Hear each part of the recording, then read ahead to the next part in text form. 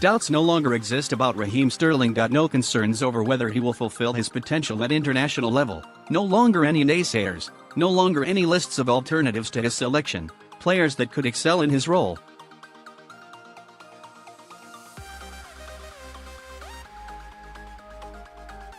In fairness, there were never any doubts from those that matter.Gareth Southgate, Pep Guardiola, Sterling's coaches have long claimed to be mystified by the debate around the player.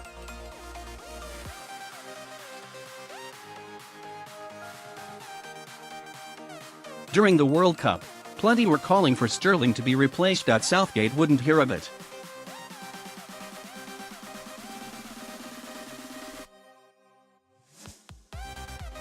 This season has been his reward. Sterling his outstanding performer in a campaign that has seen England reach the UEFA Nations League finals and begin the European Championship qualifiers proper, with a convincing 5-goal victory.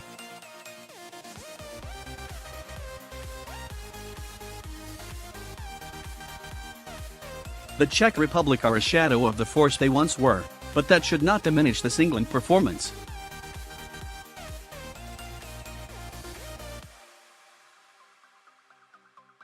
The injury to Eric Dier aside, it was an excellent night.Jadon. Sancho delighted the crowd and anyone who loves football. Jordan Henderson was superb in the heart of midfield, and Declan Rice got his first 27 minutes in an England shirt to a very positive reaction, given the controversies of the last 48 hours.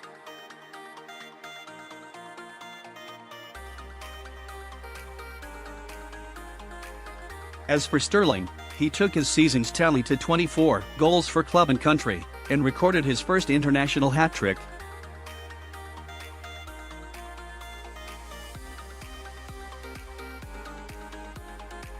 He is scoring regularly these days, but rarely in threes. October 17, 2015 was the date of his last triple, for Manchester City in a 5-1 home win over Bournemouth.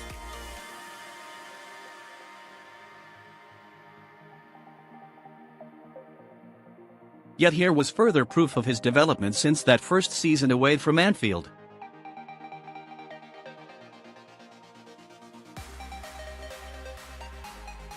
Under Pep Guardiola, and impressively endorsed and nurtured by Southgate, he has made enormous strides as a player and finisher.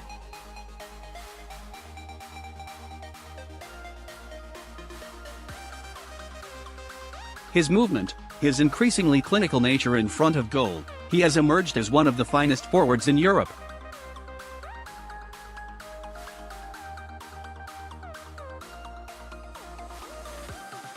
Here he scored 3 and won the penalty for England's second goal. He left with the match ball and something more.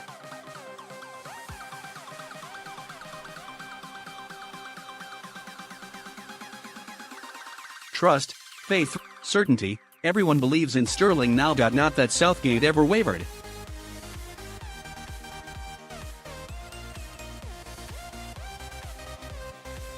It was his second, England's third on the night, that summed up the change in the player.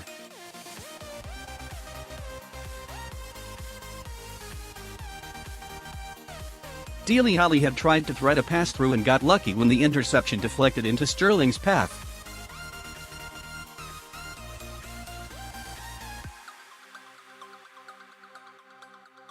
What he did with it, however, was not fortunate in the least. His turn to 2 defenders out of the game in time seemed to stop as he sized up the goal and struck his shot sweetly past goalkeeper Jiri Pavlenka.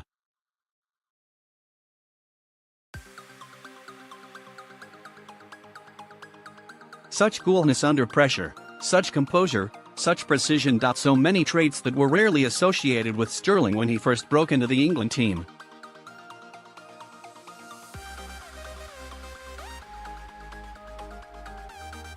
The hat-trick goal had an element of luck about it. Sterling hit a tidy shot, but the ball flipped off the shoulder of Ondrej Celustka, beyond the despairing Pavlenka.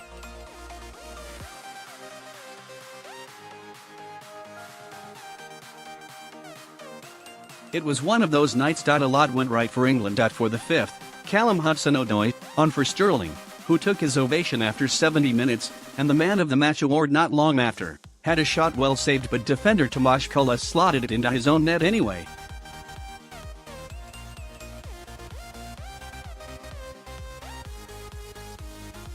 good and bad news for Chelsea there. Hudson-Odoi is one of the players that might receive more opportunities if FIFA enforce their transfer ban this summer.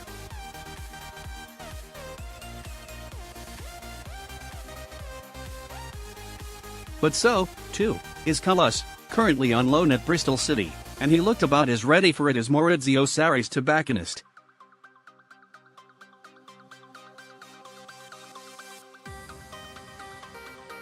Back to Sterling, though, and without giving too much of the credit away, the goal that established England's lead was straight from the Manchester City playbook.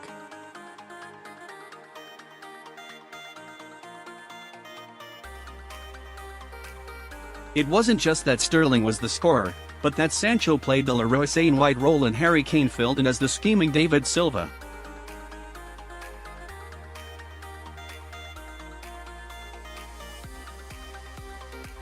It is a sign of the fluidity of Southgate's regime that England now possess forwards effortlessly capable of dropping in and out of wide and deep positions.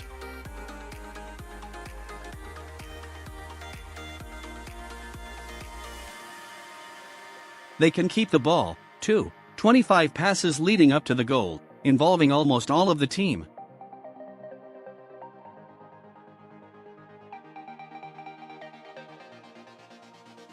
Who touched it? Who didn't touch it would be an easier question to answer. Dele Alli.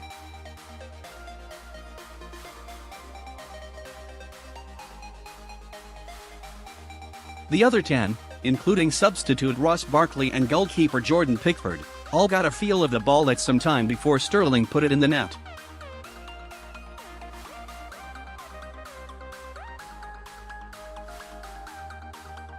This is shaping up as Sterling's best season, and not just in the shirt of Manchester City.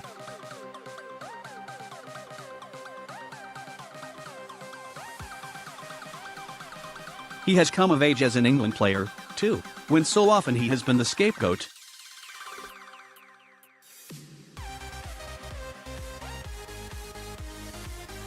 Sterling regularly finishes bottom of the fan polls, giving marks to each England player. Sometimes, during the World Cup, he had a lower mark than any opposition player, too, and it seemed to play on his mind, signing off on social media as the hated one not so long ago.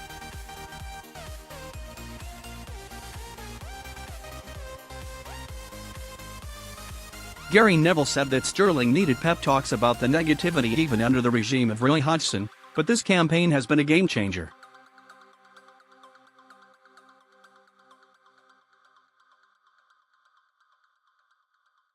What an asset Sterling looked as he broke the deadlock. The Czechs defended doggedly at first, but Sterling was always a threat, and it was no surprise that when the back line was finally breached, it was Sterling doing the breaching.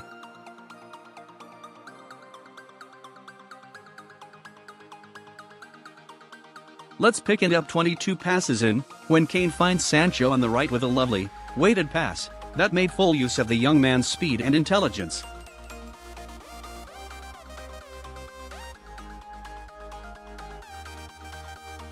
Having gotten behind the Czechs, he just needed to deliver the end product, and Sancho did, beautifully.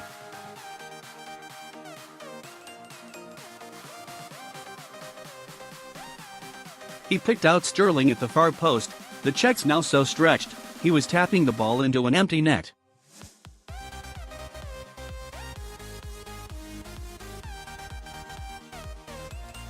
How many times has he done that for Manchester City this season? It was a sky blue type of goal.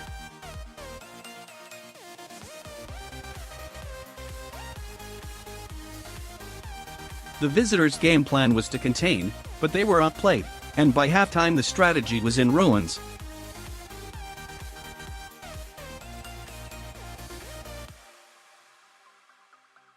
Sterling again. 20 seconds of first half injury time had elapsed to an alley, very much involved in this one, played a neat first touch flick into Sterling's path as he burst into the penalty area.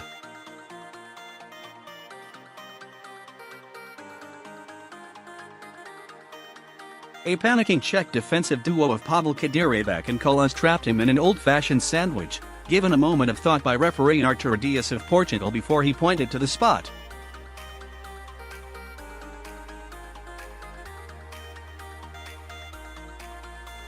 Kane stepped up and struck the ball hard, and just as well as Pavlenka gets right and even got a hand to it.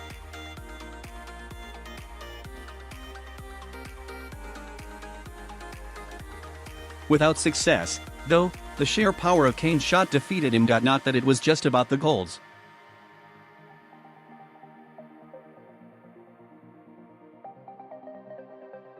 There was plenty of entertainment in watching Sancho, in particular, with the ball at his feet, and one nutmeg of Czech left-back Filip Novak actually drew a chorus of complimentary ohs from the crowd.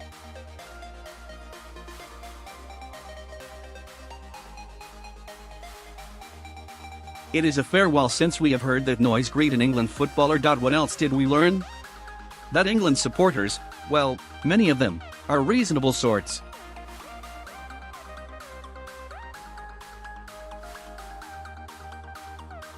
Early in the game, Dier went down after a heavy tackle by Tomas Kalas. He tried to continue for several minutes before conceding defeat.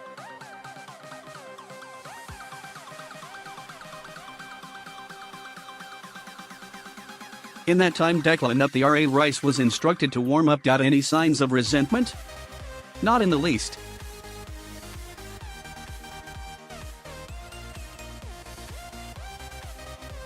Rice got a warm reception and wisely applauded the fans back. True, he wasn't at the end that keep anti-Irish nationalist sentiment alive, but as the first indication of how Rice's relationship with the fans might develop, it was a positive one.